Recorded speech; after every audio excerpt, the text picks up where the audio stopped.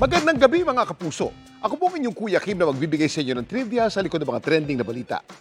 Apat ang napaulat na sugatan sa isang bear attack sa Fukushima sa Japan. Dito sa atin sa Pilipinas, posible rin nga bang umatake ang isang oso? Naalarma ang mga residenteng nakatira malapit sa Fukushima, Japan nitong Martes nang sa kanilang tahimik na bayan may umataking oso. Sa footage na to, nahuli ang pag-atake nito sa isang factory worker.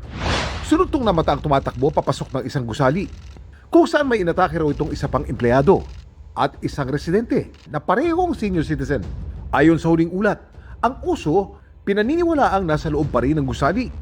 Kaya ang mga otoridad nagdeklara ng emergency at humingi ng paintulot na barilin ang oso.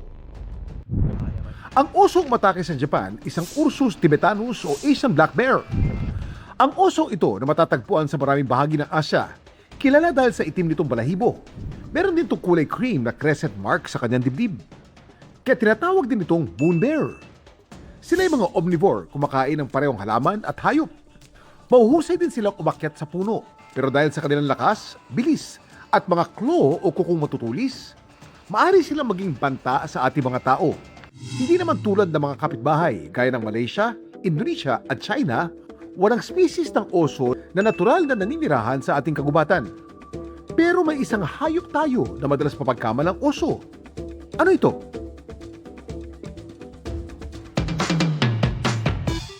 Ito ang binturong o bear cat na matatagpuan sa isla ng Palawan.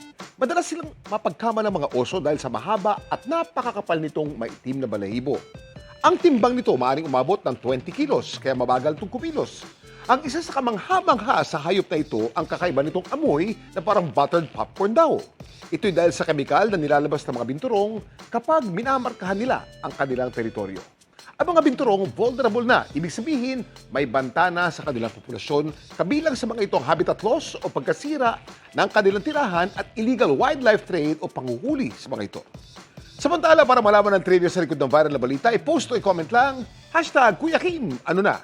Laging tandaan, importante ang may alam. Ako po si Kuya Kim at sagot ko kayo 24 oras.